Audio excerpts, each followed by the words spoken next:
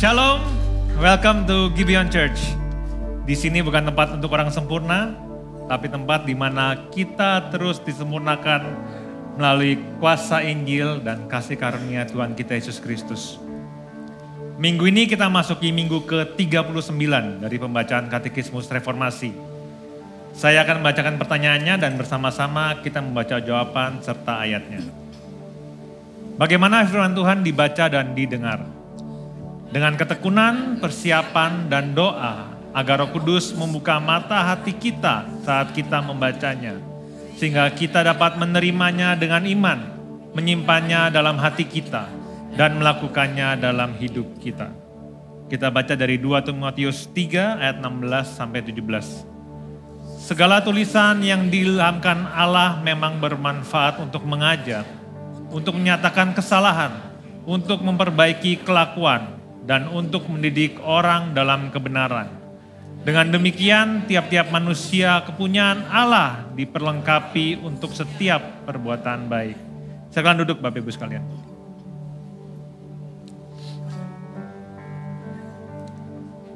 Mungkin satu pertanyaan yang kita perlu renungkan, mengapa firman Tuhan itu penting untuk kita baca dan kita dengar? Karena kalau bukan firman Tuhan, apa yang kita baca? Kita dengan tidak sadar, atau bahkan mungkin juga dengan kesadaran, kita mengizinkan dunia untuk memberikan nilai-nilai dalam kehidupan kita. Kalau kita mau jujur, apa yang kita baca saat pertama kali kita bangun pagi? Apakah itu grup chat? Atau portal berita? Atau sosial media? Dunia pasti akan membombardir kita dengan nilai-nilainya setiap saat. Yang tanpa kita sadari, hal-hal yang kita baca itu mempengaruhi kehidupan kita. Dan apabila nilai dunia itu masuk ke dalam pikiran kita, kecenderungan kita adalah mendengarkan diri kita sendiri, yang fokusnya adalah diri kita. Ketakutan kita, kekhawatiran kita, ketidakamanan kita. Satu kutipan yang sering kita dengar dari Martin Luther. Kita perlu mendengarkan Injil setiap hari, karena kita lupa setiap hari. Itulah sebabnya kita perlu setiap saat membicarakan Injil kepada diri kita. Sebab itu kita jangan hanya mendengarkan diri kita saja, tapi kita juga harus berbicara kepada diri kita. Dan yang kita bicarakan kepada diri kita adalah kebenaran firman Tuhan. Alkitab bukan sekedar buku biasa. Sekalipun kita tidak mengkeramatkan, tetapi kita perlu memperlakukan Alkitab dengan cara yang berbeda. Karena kita percaya bahwa firman Tuhan adalah perkataan Allah sendiri. Maka waktu kita membaca firman Tuhan, kita perlu sikap yang sama seperti kita datang kepada Allah. Karena Allah sedang berbicara kepada kita. Kita juga perlu memberi perhatian khusus dengan sikap mendengar dengan seksama. Memperhatikan dengan baik. Kita minta Roh Kudus untuk memberikan penerangan dan juga pemahaman kepada kita. Sehingga kita dapat mengerti dan merespon firman Tuhan dengan benar. Alkitab bukan sekedar pedoman di mana kita yang menjadi porosnya. Alkitab berbicara tentang Allah dan bukan tentang kita. Sehingga kita perlu terus menyelaraskan diri kita dengan karya penebusan Yesus Kristus.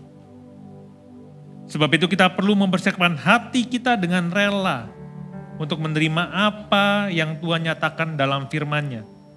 Dan berdoa agar Roh Kudus menolong agar kita bisa menerimanya dengan iman, menyimpannya dalam hati, serta kita dimampukan untuk melakukan firman Tuhan. Itulah sebabnya ketika kita membaca firman Tuhan, bukan sekedar menerima informasi, melainkan kita juga mengalami transformasi dalam hati kita. Kita juga perlu mentaati firman Tuhan bukan karena terpaksa, namun karena kita mengasihi Tuhan yang terlebih dahulu telah mengasihi kita. Seperti Yesus berkata, Jika kamu mengasihi aku, kamu akan menuruti segala perintahku. Saya mengundang kita semua bisa bangkit berdiri.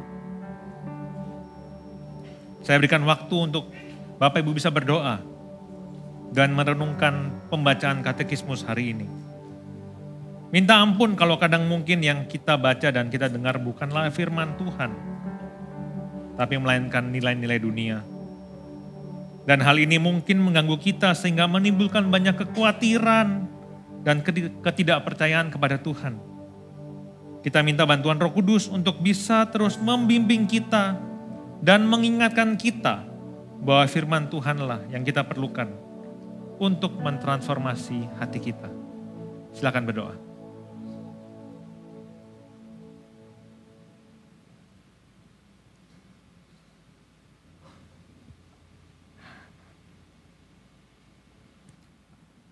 Tuhan, bukalah hati kami, sehingga firman-Mu dapat tinggal dalam hidup kami.